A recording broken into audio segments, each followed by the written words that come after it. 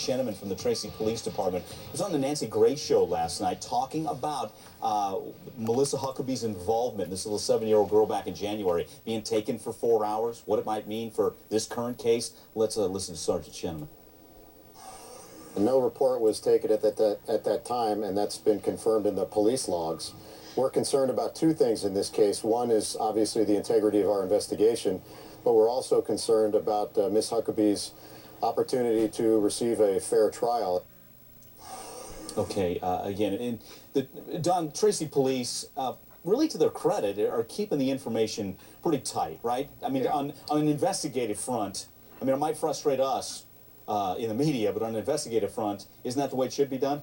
Absolutely, that's the way it should be. And we've been doing a lot of talking about this. I think they've done a good job of just letting out what they need to let out and move on with that. But they have to keep it very tight to the vest because they have to be concerned about that. And we've said before, Mike, that all we want this to do is for justice to be served here, and they can develop the evidence the same way with this other little girl situation. There's no doubt in my mind that they are probably doing some historical investigation into that. They have to be. They cannot separate the two. Anita, are we under a gag order with this case with the lawyers?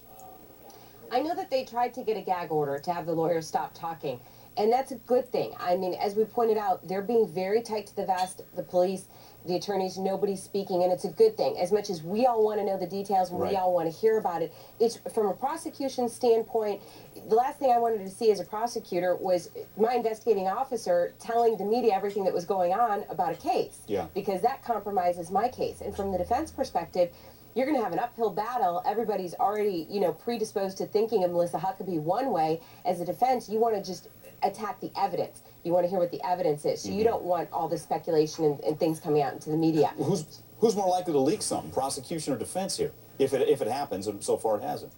Well, in my experience, the prosecution is not usually the one that leaks things. Okay. The integrity, I'd like to say, is usually there.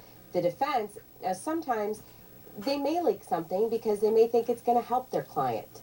Okay. Guys, got email, text. Let's get to the text.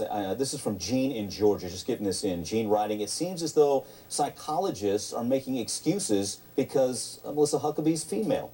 Don, I guess that's because of the numbers, right? Yeah, I'm not a psychologist. Right. We might sound that way, Mike, but it's just been the numbers out there. And we're talking facts here when we're talking to the numbers. The 600,000 and only one, and a very small percentage of that. I don't think that that's really saying that Melissa should be not looked at as deeply as she should. I think anybody that's been charged with this crime should be looked at extensively, so I don't think that we're making, you know, any light of it because it's a female. Yeah, and the numbers Don's talking about there.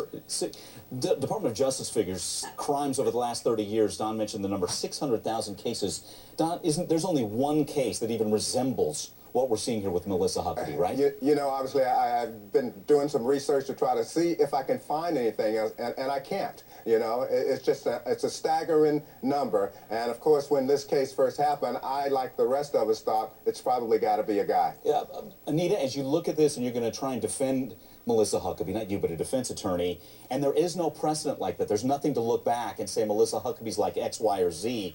Does that make your job easier or more difficult? It can be both. It depends, because it can be better because you are creating a new path. So you don't necessarily have experts who are going to walk in and say, this is how a woman should behave in these types of crimes. So you could be carving a new area. It's also something that jurors, it's what we want to know, and what potential jurors all want to know is why. And that's why we're spending so much time saying, you know what, this is such an aberration to see a woman accused of this, because we can't wrap our mind around why. And from a defense perspective, you may get into the whole psychological history of Melissa Huckabee to try to explain or defend her. Yeah, exactly. Hey, Mike, if I could just say one quick thing, is that I think jury selection is going to be a real crucial part here, because it's going to, we talk about every other aspect, but the big aspect is trying to get 12 people to believe, based on the statistic, that a female could do this and do it alone. Yeah. Might I add, a mother of a 5-year-old little girl herself. Still so baffling. Okay, guys, thanks again. Anita, Justin, Don, we appreciate it. When we come back, going to talk about really the story many people are talking about. Miss USA controversy. There she is, Miss California, Delta question about same-sex marriage.